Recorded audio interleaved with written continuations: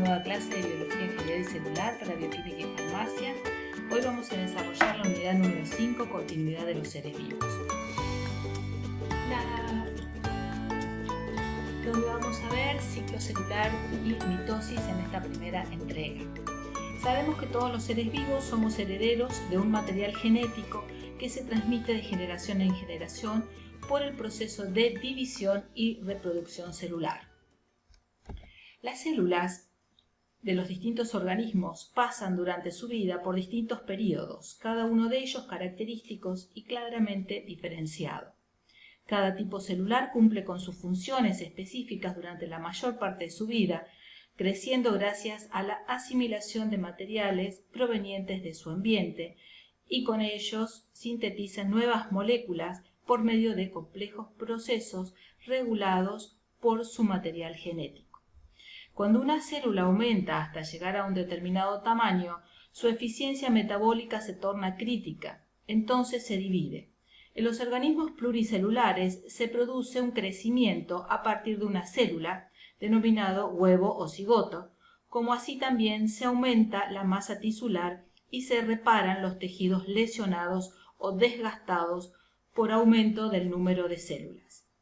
Las nuevas células originadas de esta división poseen una estructura y función similares a las células progenitoras o bien derivadas de ellas. Por lo tanto, en síntesis, el papel de la división celular en organismos pluricelulares está relacionado al crecimiento, reparación y daño de tejidos, formación de gametas. En los organismos unicelulares está relacionado a la multiplicación del individuo y a la formación de gametos. Pero antes de que se pueda dividir una célula, previamente se tiene que dividir el ADN. Este tema nosotros ya lo abordamos en extenso en clases anteriores.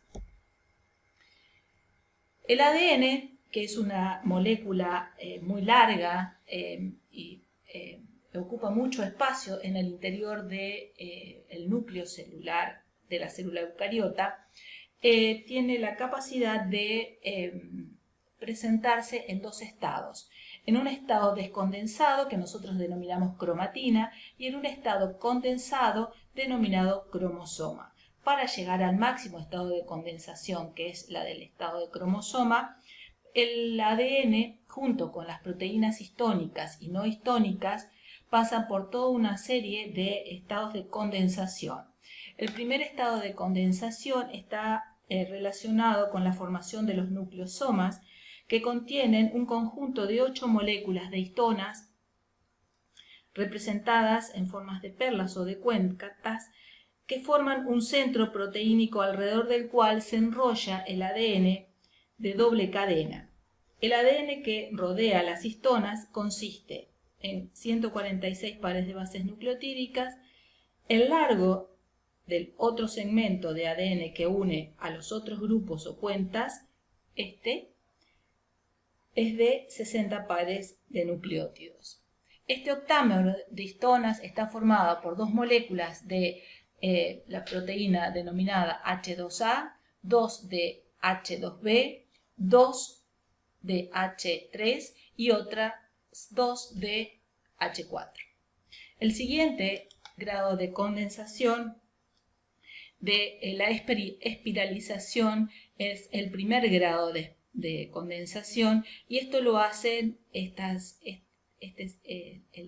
nivel anterior de condensación lo hace a través de se enrosca en la H1. El siguiente nivel de condensación es la denominado espiralización de segundo grado, y finalmente la superespiralización de 700 nanómetros. Las cromátidas entonces forman estos bucles que finalmente se condensan a cromosomas. Bien, ahora veamos cómo es la estructura de un cromosoma. En realidad lo vamos a recordar, ya lo vimos anteriormente, pero es necesario tenerlo muy presente. Un cromosoma duplicado en estado de condensación metafásico está formado por dos brazos separados por un centrómero. Este centrómero se une en el centrómero se encuentra una placa cinetocórica, que es un complejo proteínico, y este se une a los microtúbulos durante la división celular al uso acromático. El uso mitótico tiene, por lo tanto, función de separar los cromosomas duplicados durante la anafase. Entonces, en el cromosoma vamos a distinguir, en este caso, lo que se denominan los brazos. El brazo, que puede ser un brazo largo y un brazo corto. El centrómero. En los extremos encontramos los telómeros, que son secuencias repetidas del ADN, de nucleótidos, y cada una de estas se denominan cromátidas. Este es un solo cromosoma y que contiene dos cromátidas. El cariotipo se denomina cariotipo al conjunto de cromosomas característicos y típicos de una especie. Cada cromosoma tiene su homólogo, su par. Entonces los cromosomas decimos que los denominamos a veces, en vez de decir por pares. Tal especie tiene 25 pares. En vez de decir que tiene 50 cromosomas, decimos que tiene 25 pares. Cada especie entonces se caracteriza por el número de cromosomas completo y total que están presentes en el núcleo. En el caso de la especie humana encontramos 23 pares de cromosomas, de los cuales 22 se denominan autosomas y un par XY, que son los cromosomas sexuales. Un cromosoma de cada par proviene uno de un progenitor y el otro del otro progenitor. Los cromosomas se los clasifica o los podemos identificar distintos tipos de acuerdo a la longitud que tenga el brazo. Metacéntricos, el centrómero se ubica en la mitad del cromosoma, por lo tanto, ambos brazos presentan longitudes similares. Submetacéntrico, la longitud del brazo es mayor que del otro. Acrocéntrico, un brazo es muy pequeño en relación al otro. Y telocéntrico, cuando podemos apreciar un solo brazo, pues el centrómero está localizado en el extremo del cromosoma. Bien, ¿qué es el ciclo celular? ¿A qué hablamos? Sabemos que en el núcleo se encuentra el ADN genómico, ¿no? El genoma humano está constituido por toda la información genética que contiene la célula. El ciclo celular consiste en las etapas por las que pasa una célula desde su origen hasta que se vuelve a dividir.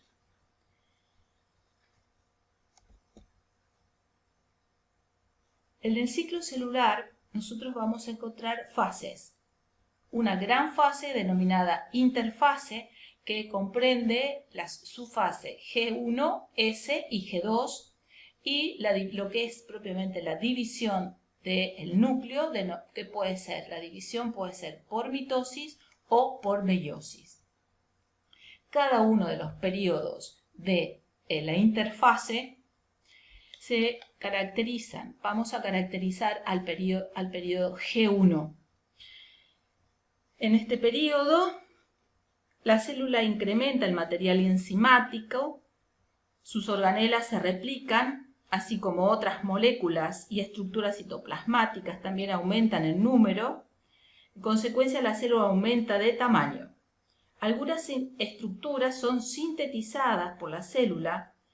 Entre estas se encuentran los microtúbulos, microfilamentos de actina, los ribosomas, las estructuras membranosas, como el aparato de Golgi, los lisosomas, las vacuolas y las vesículas, se derivan del retículo endoplasmático, el cual se renueva y aumenta en tamaño por la síntesis de proteínas y de lípidos. También hay replicación de mitocondrias y cloroplastos previamente existentes.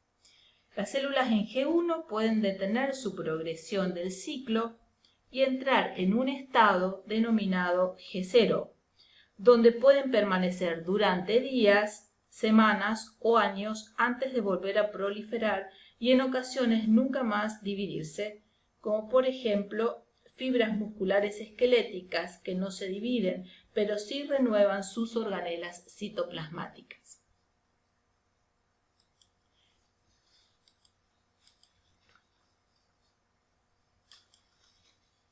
En el periodo S se caracteriza porque hay duplicación del ADN, tema que ya abordamos. Los cromosomas pasan a estar formados entonces por dos cromátidas con la misma información.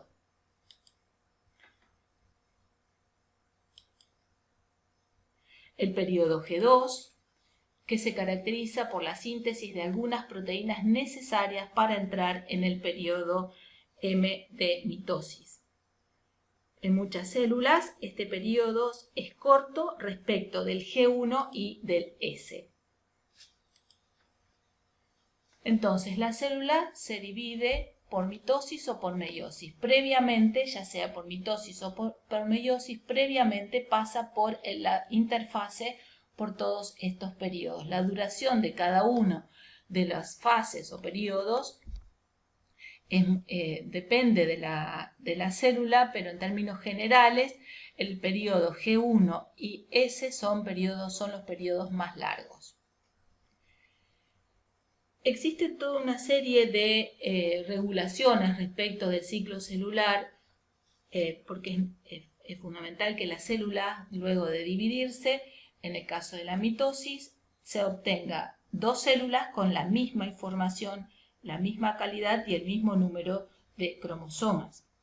Entonces, el ciclo celular está regulado por estímulos externos, por la parte externa de la célula. Así, la falta de nutrientes, los cambios de temperatura, de pH y la presencia de células contiguas pueden detener la división celular, mientras que ciertas hormonas y factores de crecimiento lo estimulan. La regulación interna es necesaria mediante la fosforilación y la degradación de complejos proteicos llamados CDK-ciclina formados por una subunidad reguladora, la ciclina, y otra catalítica, la cinasa. La actividad de estos complejos determina si el ciclo celular avanza o se detiene. Entonces son las barreras. Son dos grupos de familias de proteínas, que son las cinasas, dependientes de las ciclinas, y las ciclinas o las CDCs, también denominadas. Entonces veamos cuáles son los puntos de control. El primer punto de control es el 1, G1S, que asegura que la célula tenga factores de crecimiento, nutrientes y enzimas para la síntesis de ADN. Entonces controla si la célula podrá entrar a la fase S. Evalúa que el ADN no esté dañado. Por lo tanto, para que la célula supere este punto, se necesitan tres condiciones: tamaño adecuado de la célula, disponibilidad de materiales, es decir, alimento, y las demandas reproductivas. El segundo punto de control es el denominado G2M. Asegura que la replicación del ADN esté finalizado antes de la división celular. Si una célula está dañada, el punto de control no permite que se siga adelante. Y finalmente el último punto de control, que es el 3, el MA, también denominados, el factor promotor de la mitosis se sintetizan en la fase S y G2, permaneciendo inactivo hasta que se completa la síntesis de ADN. Induce la condensación cromosoma y desintegración de la membrana nuclear activa el armado del uso mitótico y el alineamiento de cromosomas en metafase y la migración de los mismos en la anafase.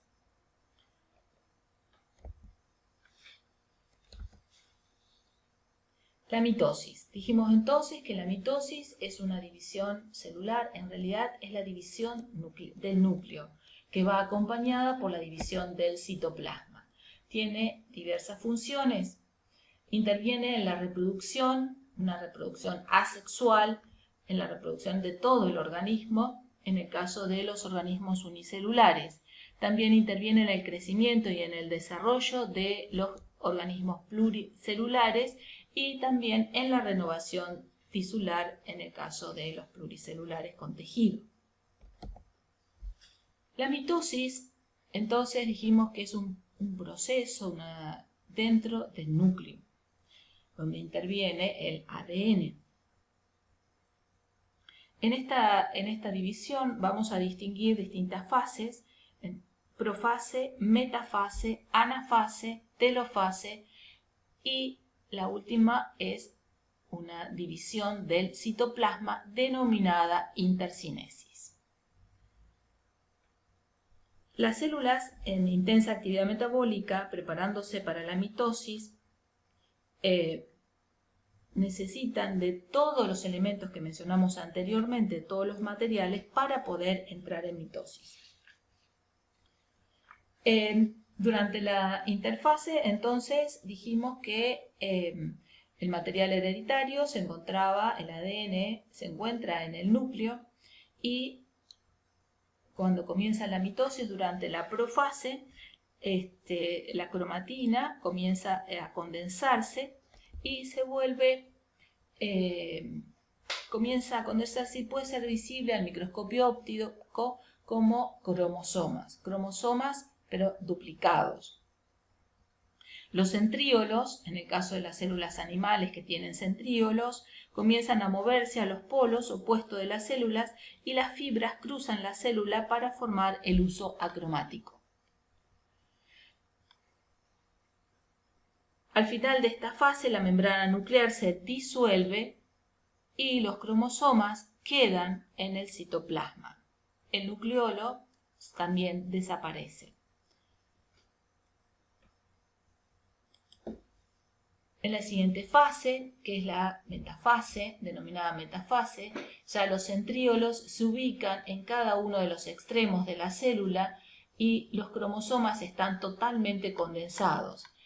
Cada cromosoma, recordemos, está formado por dos cromátidas unidas a nivel del centrómero y tienen los cinetocoros. Las proteínas denominadas coecinas juegan un rol muy importante en la adhesión de las cromátidas para que no se separen hasta la anafase. Entonces, este complejo de proteínas es muy importante. Entonces, durante la anafase, los cromosomas se ubican en la parte media de la célula, que también denominadas placa ecuatorial, y cada una de las cromátidas hermanas del cromosoma se ubican mirando a cada uno de los polos diferentes. Esta es la ubicación que tienen. Esta organización ayuda a asegurar que en la próxima fase, cuando los cromosomas se separan, las cromátidas hermanas, cada nuevo núcleo recibirá una copia de cada cromosoma. Entonces, durante la anafase, las cromátidas se separan y se mueven hacia los polos de la célula mediante los microtúbulos. Y cada cromosoma tiene su cromátida y su centrómero.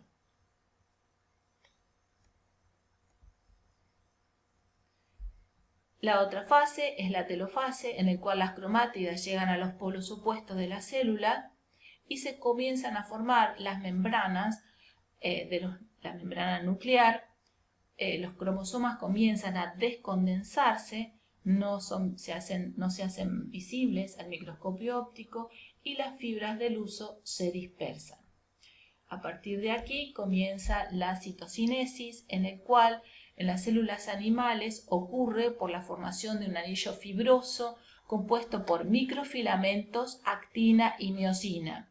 Alrededor del centro de la célula se produce una constricción de la célula formando dos células hijas, cada una con su núcleo, y además cada una de las células, además de tener la misma y exacta información genética que la célula madre, tiene todas las organelas, mitocondrias, aparato de Golgi, retículo endoplasmático que habían sido duplicados durante la interfase.